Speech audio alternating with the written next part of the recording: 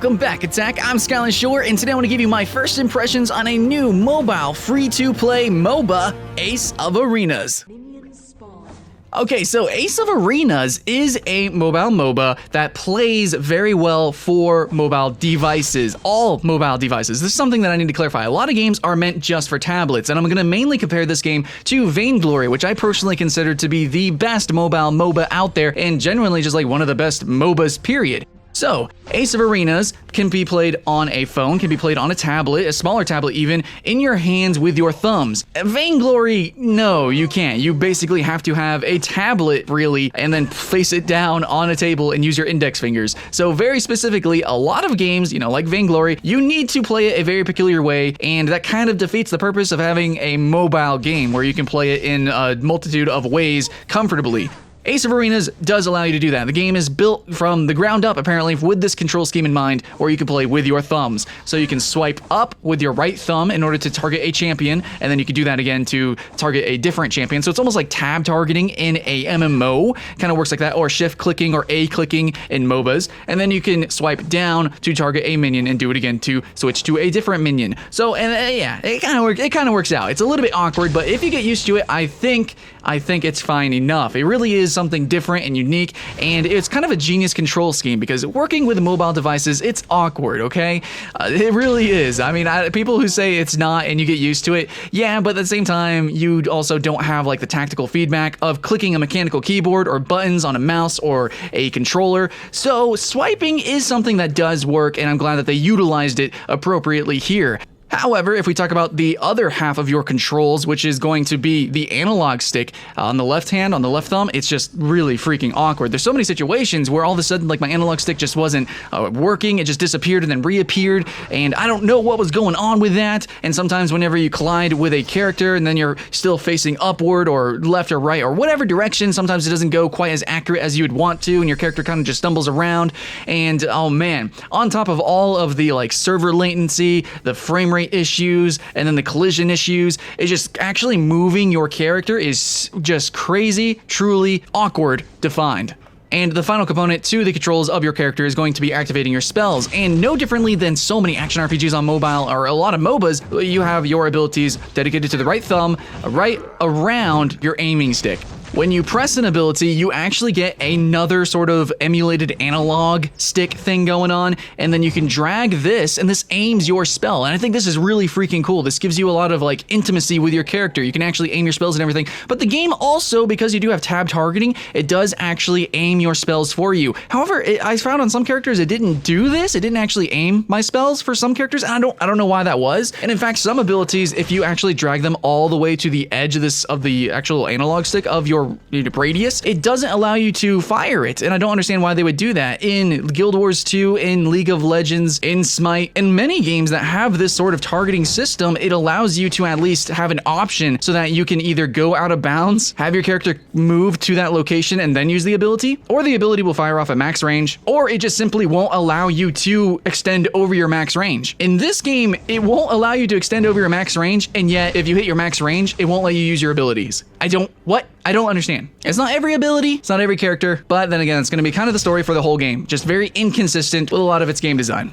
So all in all, I really do appreciate the control scheme, even if it is awkward or weird or maybe not as intuitive as some others. I think it just really works for the audience that the game is meant for, because it is on mobile devices. It just works as a casual game. Tab targeting, auto-targeted skills, it just works. Now where it doesn't work is going to be the latency, the frame rate issues, all that good stuff. Now I said that this could probably run on any device just because of the control scheme and how the game is played, on paper. But when you actually get it, and as you guys have seen from the gameplay footage, it is not 60 FPS. And in fact, in the bottom left, it should have an FPS counter, and it says it's over 30 FPS the majority of the time. No way, man. I'm playing this game. It must be some sort of like lag, latency. I don't know what's going on, but it definitely did not feel like 30 FPS. It did not feel like a solid frame rate whatsoever. And it's kind of disappointing because I think the artwork is actually pretty good. I mean, that's the 3D and the 2D, especially the 2D artwork. It just seems like overall the game has like a lot of love and polish put into the design, you know, the concepts of everything. So if we just look at this game on its website, on its, you know, advertisements, its trailers, and if you just look at stills of this game, it looks really cool, it looks really interesting, but as you play it, yeah, the performance definitely is going to hinder your experience, and that's probably going to be the case for a lot of mobile games. That's how it is, it's the nature of it all. So if you have a stronger device, a newer device, you're probably going to have fun, yeah, especially if you have a really good high-speed internet connection. But still, it just seems like this game is a victim more than other games to latency and other people's ping and stuff like that. They had games where people were just like flying through the map and there was just no way to control anything. Team fights were just a fucking mess. It was disgusting. And yet on paper, I really want to love this game and I think I will continue to play it, but first impressions, its performance does hinder it. But let's talk about some of those things that make the game really cool, you know, on paper. What do you do in this game? What are the maps, the characters, the kits, the items, you know, all that good stuff. Well, we actually do have a lot of items. We do have a plethora of characters. They're all very different, fill their own niches and uniquities. We also have a lot of different ways to play the game. We have a couple of different maps. So we have the Frozen Valley, which acts as the 1v1 and the 2v2 game mode. So that is basically just like ARAM from League of Legends. Pretty easy to understand. I mean, aesthetically, it looks just like it as well. So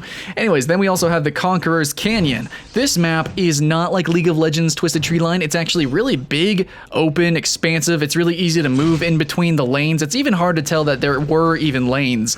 So yeah, there's even a little mini jungle, and I think this is really good to help players kind of work together, because if you have a map like Twisted Tree Line, it's really easy to get sucked into just sitting in one lane. I mean, as a new player, right? So it's kind of hard to tell.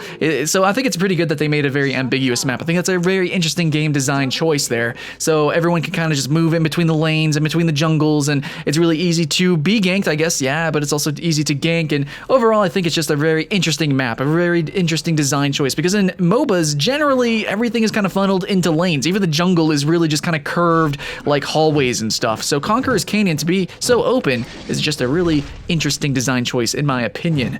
But then next we have the Field of the Brave. This is going to be for 5v5s. Field of the Brave is very similar to League of Legends Summoner's Rift. In fact, I would say it's almost a direct copy, and much of this game really does copy League of Legends. In fact, if this game was a desktop game, it would be a copy of League of Legends. I think people would just, you know, shun it like that. However, on mobile, with all of its unique design choices, mechanically, you know, because the game feel, it's different enough to warrant it saying it's novel. However, when we look deeper into the different characters, into the item shop, and, you know, as we start to look at what else on paper the game has, it looks really, really similar to League of Legends. Of course, as you're playing it, you might not tell, maybe, especially if you're newer to the genre, but for someone who's very experienced, you can clearly see the inspirations to this game. The characters, some characters look exactly and play very similarly to the characters in League of Legends, namely the iconic characters of League of Legends. So there's a character in this game who looks just like Annie from League of Legends. There's a character in this game who looks and plays just like Ashe from League of Legends. Darius, Jarvan the Fourth. So there are so many characters that look and play like it. It would be a little bit forgivable if they just had some components of their kit, but they were a totally different kind of character aesthetically. But it looks like they took direct inspiration from League of Legends and then really just kind of copied it, sort of. Now, they're not direct copies, okay? So I'm sure they did just enough to derive it enough so that it's not copyright infringement. But really, if you've played League of Legends and you come into this game, yeah, it really feels like a copy. Then again, though, there's so many things that kind of warrants playing this game. The unique control scheme, the different kind of maps that you can play on. It's like very casual. Like if I had to describe this game, it would be almost like if League of Legends were a mobile game, it would be this game. And I know that there's going to be some people in the comments below saying that League of Legends copied Dota 2, but the truth is League of Legends is so different, so very different from Dota 2 compared to how different this game is to League of Legends. This game literally would be League of Legends as a mobile game. Now, I will give them some credit though. They do have some really interesting characters that do seem pretty unique. Some characters do take inspiration from other MOBAs or even some entirely different games. I can clearly see that. So there are some characters, and it's not every character that just completely inspired by League of Legends. It's not like this whole game really is completely inspired by League of Legends. Though, just like, you know, a lot of it, I would probably say a majority, you know, from the minions, the towers, the map design, the character designs, the character kits, but it's still its own unique game. And if you just consider mobile games, it is very, very different. Yeah, for instance, you actually have an item shop, which I've really barely seen that in mobile MOBAs. Really, I only seen it like properly done in Vainglory, but you do have a very similar item shop to Vainglory. It is very detailed. I mean, it's not as deep as like Dota 2 or League of Legends or Smite, but it's really good, okay? Leveling up abilities isn't really that deep. You don't have any sort of complex interaction like you do in Gigantic or Heroes of the Storm. You just have your default, plus up abilities. You don't have to level up any attributes or stats like in Dota 2. So you just have items, you also have leveling up abilities, and you can all have this automatically done for you, which I think is really good. I'm glad that Smite kind of started that trend. So yeah, as a new player, you can just kind of auto level the abilities. The game will just do it for you. It'll auto buy items, and you can buy items anywhere on the map, and you instantly get rewarded with that item. So yeah, and you can also back super fast. Yep, all in all, there's a lot of mechanics in the game that make it really easy and intuitive and fast-paced and just overall like very casual. If you're coming from like the normal MOBA scene, a lot of things in this game just make it seem very casual and just very easy to get into. The matches, though, are actually kind of longer than what I would expect. They're not over like instantaneously or even a minute. They actually kind of last a bit longer. So even though at first glance, as you're leveling up, you do the 1v1, 2v2, 3v3, it seems like the game is very fast-paced and it seems very, very casual. But the truth is that as you get to the 3v3 and then to the 5v5 and the ranked modes, the game is actually a full-fledged MOBA on mobile devices. And this is what I want to talk about. If this game wasn't as big as it was, if you couldn't have 5 people, there was only a 3v3, then it would directly compete with Vainglory, which in my personal opinion is the more original and more fun and overall more polished MOBA game on mobile devices. But since this is the only one that I've played that had a full map, full item shop, full mechanics, and as well 5v5. That makes this kind of like overall the best mobile MOBA in a way. Really, it kind of just like is in a totally different league than the other games. Of course, there's a reason why normally mobile MOBA aren't 5v5, as we can see with already the latency issues that I have been experiencing. But with a little bit of love and polish, this game could actually be competitive. I mean, it already does have a ranked ladder and system. So even though I personally prefer Vainglory, what you want and what you get out of your mobile games is up to you. And this game, more than others, gives you more options on how to play. It's easier to get into with a potential for advanced mechanics. So, considering everything, even though I kind of shit on this game as my first impressions because it didn't perform as well as I'd want to and it's not as original as I'd like it to be, the truth is that in terms of just on paper, what it offers, it's just more than any other game. Thanks for watching, Attack, and please come back. This was my first impressions on the new free-to-play MOBA, Ace of Arenas, on mobile. If you like my voice, go to my personal channel, check out my other stuff, and remember to like and subscribe to this channel so that you can stay notified of all sorts of really cool multiplayer gaming goodness. Leave in the comments below what you thought of this game, and get hyped, get excited for the next video, and we'll see you there. Welcome back, Attack. Today we're going to be talking about the top 10 free-to-play MMOs for this year, for 2015, and I think across all the genres for free-to-plays, we've seen so much innovation in MOBAs, in MMOs, in like card games. We've seen so many new things this past year, and hopefully, maybe, probably so, 2015 is going to be just as exciting. This is our